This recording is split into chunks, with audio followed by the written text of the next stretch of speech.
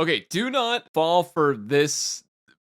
I don't even know what to call it. Just be really careful. This is kind of not very good. I try to always frame these things in as positive of a way as possible because I just feel like that is a lot more valuable in terms of presenting my opinion in a completely like unbiased way. I find that being overly negative can actually cause a lot of extra negativity to spread like wildfire in my comments in other videos online. So I try not to be super negative, but I won't lie, these new banners are not looking super good. They did just drop. We're going to look at them together. I'm going to be telling you guys what's good about the Ayaka banner and what's bad about the Ayaka banner. Same goes for Mistsplitter banner. Just everything you guys need to know. And of course, as always, if you guys enjoy, make sure to subscribe down below. It really helps me out. We just hit 75k, which is insane. We're 3/4 of the way to 100k. That'd be awesome if we could get there this year. So if you go look at in-game notices from the menu and you go over to events, you can now see the event wishes for the next couple banners that are actually coming up next week. So they dropped these a week in advance, which is absolutely insane. Not quite a week, it's about 6 days, but still, that is super early. I don't think they've ever dropped a banner that early before, except for the one patch where they dropped all the banners at once. So us knowing this ahead of time is really cool because it tells you basically whether or not you're safe to pull for Ayato if you were stuck between these two characters, or just in general if you're going to be pulling for Ayaka or not. So for those of you who have already made up your mind on pulling Ayaka, it doesn't really matter what 4 stars are on the banner, you're going to pull Ayaka anyways, and that's fine. Ayaka's actually an amazing unit, fantastic character, and regardless of the 4 stars that are on her banner, I think she's an amazing unit. However, if I was a free-to-play player, I don't think I would find myself pulling on a character's banner if the 4 stars were all characters that I wouldn't see myself using, just because you are going to be getting a lot of them. Obviously, it's going to all depend on your account, but as you can see, you have Rosaria, Razor, and Sayu. So in this particular case, these 3 characters that are the 4-star rate ups are not super common. Rosaria is actually very good and very commonly used, but in terms of Sayu and Razor, they do see less play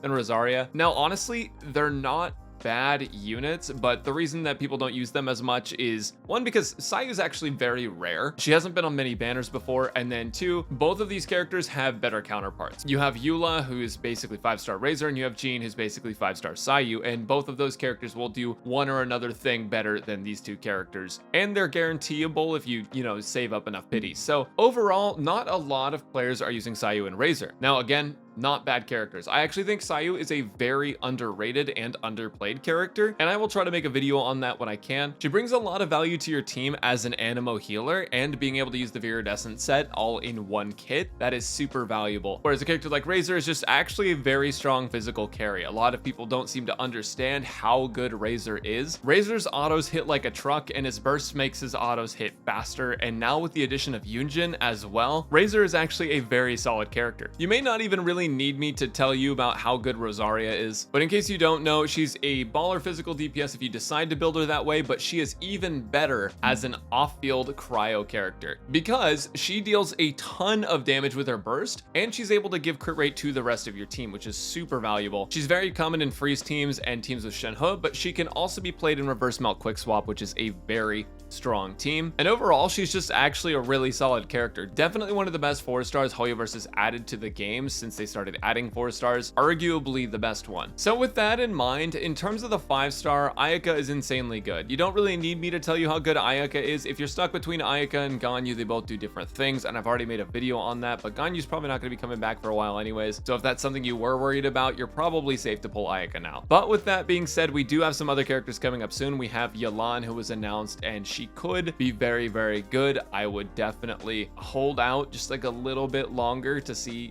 how good she is before you pull for Ayaka if you're stuck between those 2. Again, Ayaka, incredibly powerful unit, very strong. Her burst just deals so much damage. It's absolutely insane, and I definitely think she's good. However, if you're waiting for someone like Kazuha, who I think we'll see a rerun pretty soon, or if you're thinking about getting Yelan, I do suggest you wait a couple days past when her banner drops. But overall, I feel like her character banner is okay because she's on it, but in terms of the 4 stars, it just depends on your account. Like if you have Jean, you don't really need Sayu. If you have Eula, you don't really need Razor, and honestly, not a lot of people use physical carries anyways, so you might not need Razor at all. Rosaria could be very good if you're building the teams that use her. Otherwise, again, you're not gonna really need that character. It's just gonna depend on your account. These aren't characters like Bennett, Singchul, Xiangling, Fischl, Sucrose, Beto, where they're characters that you're gonna want no matter what. But Ayaka, again, very good. But let's move on to the weapon banner real quick. So we can go down one spot.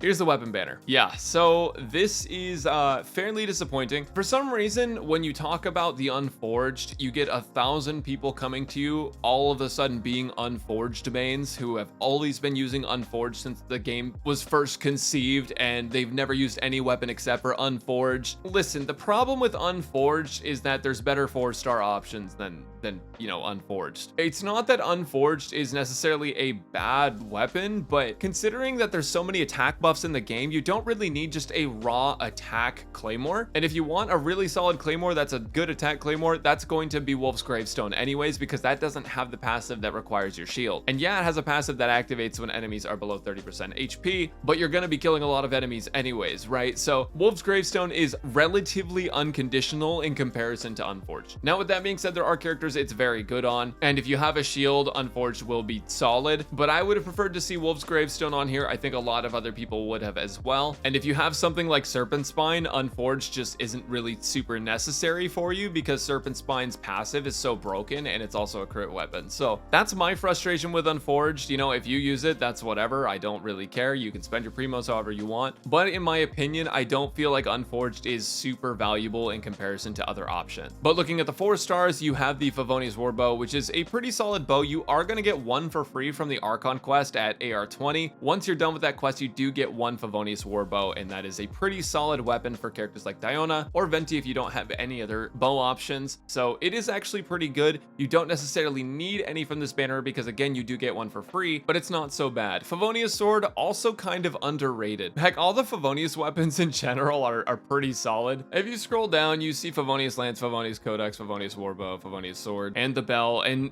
I'm just gonna pretend this weapon doesn't exist. So the gimmick with Favonius weapons, if you don't know, just in case you're like a newer player or you just haven't used them before, whenever you hit a crit, you have a chance to generate a bunch of white particles. Now, white particles are energy particles that are neutral. They don't have a gain or loss with a specific character of a specific element. So it can be really solid for battering. Let's say you have Bennett with Favonius Sword, you use an elemental skill, generates white particles, you switch into Sinchal or Sucrose or someone else who is not the same element as Bennett, but you're funneling those white particles into them, so it's the same amount of particle gain regardless of the character type. So that's the gimmick behind Favonius. Favonius Lance is also very good. Favonius Lance has been basically usable on every single unit that's released since Inazuma that's a polearm. That's including Raiden, although Raiden definitely has better options. But the thing with Favonius Lance is that there's so many polearm characters that just have horrible energy problems. Like Shunha has problems if you don't funnel a bunch of cryo energy into her. Yunjin kind of has issues unless you build a bunch of ER on her. Tolma definitely has issues with energy generation. In general, lots of characters benefit from this, especially because there's no sacrificial polearm that lets you use an elemental skill twice. So Favonius Lance is actually very good. And overall, the Favonius weapons are all okay weapons. However, I don't necessarily know that they are enough to make it worth pulling on the weapon banner. There are some weapon banners where there's just absolutely banger 4-star weapons and banger 5-star weapons, and that would be the only case I would be like, yeah, actually the weapon banner is a scam, but it's like slightly less of a scam.